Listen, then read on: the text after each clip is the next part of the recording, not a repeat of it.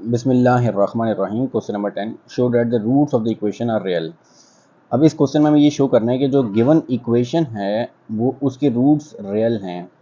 तो रियल हमारे पास फर्दर दो हिस्सों में डिवाइड होता है। रियल आगे फर्दर दो हिस्सों में डिवाइड होता है, that is the rational and irrational.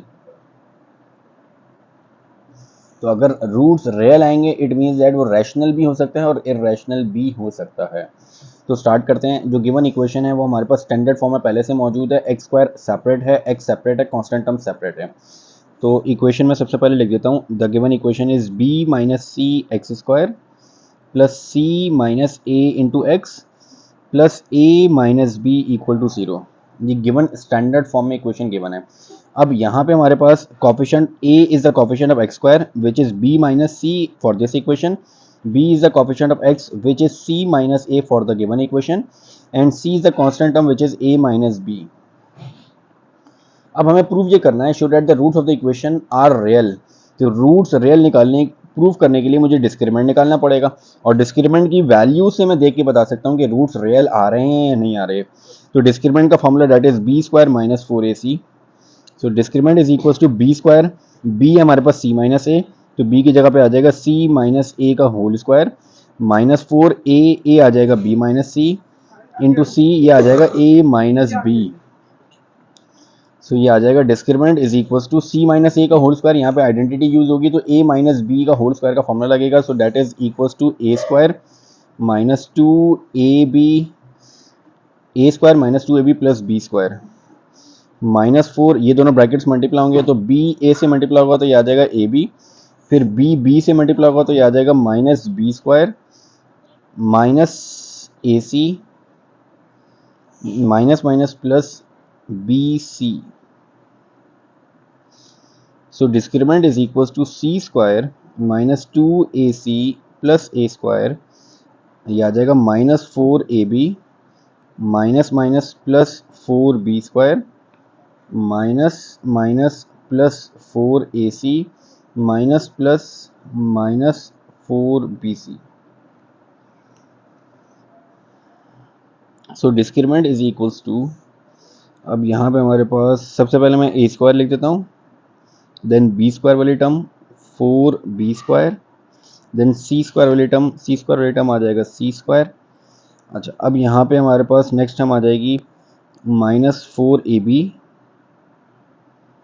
Minus 4bc और फिर ac वाली एक टर्म ये आ रही है, एक टर्म ये आ रही है, तो पॉजिटिव 4ac माइनस 2ac, ये आ जाएगा 4 में से 2 माइनस होगा तो बाकी रह जाएगा 2ac।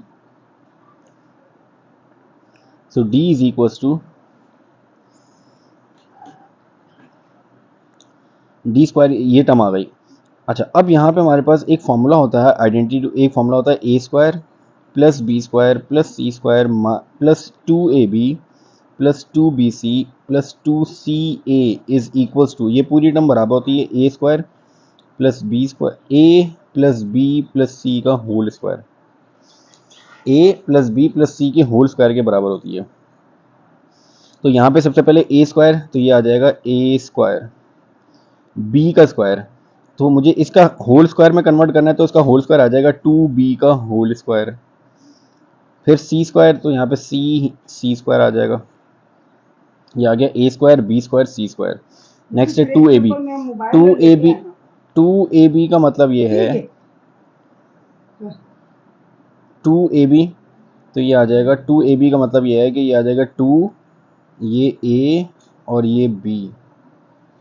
अब इनको जब मल्टीप्लाई करेंगे तो 2 द 4ab आ जाएगा, ये आ गया 2ab, देन 2bc,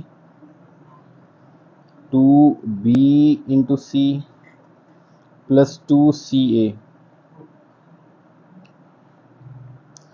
ये आ गया हमारे पास ए स्क्वायर बी स्क्वायर सी स्क्वायर, ये आ रहा है 2ab फॉर्मूला के according 2ab then 2bc then 2ca। अब फॉर्मूले में ये तीनों टर्म्स पॉजिटिव हैं जबकि यहाँ पे हमारे पास ये दो टर्म्स नेगेटिव आ रही हैं और ये पॉजिटिव आ रही है। इसका मतलब ये है कि वो टर्म जो इन दोनों में मौजूद है, इन दोनों में कौन सी टर्म मौजूद है, ए दोनों में मौजूद नहीं है, सी भी दोनों में मौजूद नहीं है, बी दोनों में मौजूद है। जो दो टर्म्स नेगेटिव आ रही हैं इसका मतलब है वो टर्म जो इन दोनों में कॉमन है वो नेगेटिव है। इन दोनों में जो कॉमन टर्म आ रही है वो है बी। यानी बी नेगेटिव होगा। तो मैं बी को जहाँ जहाँ पे बी मौजूद है वहाँ पे नेगेटिव कर देता हूँ। तो अब क्या होगा हमारे पास, बी नेगेटिव पुट करने की वजह से अब ए स्क्वायर, जब इसका स्क्वायर लूँगा तो नेगेटिव के ऊपर स्क्वायर होने की वजह से पॉजिटिव आ जाएगा, ये भी एज इट इज़ आ गया। ये आ जाएगा plus minus minus 2 to the 4 AB, वही टर्म बन गई अब एग्जैक्ट। ये भी आ जाएगा आपके पास plus minus minus 2 to the 4 BC, ये नेगेटिव BC आ गया। और इसमें B मौजूद नहीं है जिसकी वजह से ये टर्म पॉजिटिव ही आ रही है, 2AC पॉजिटिव का आ जाएगा। तो ये हमारे पास पूरा फॉर्मूला आइडेंटिटी बन गई, A square plus B square plus C square plus 2AB plus 2BC plus 2CA।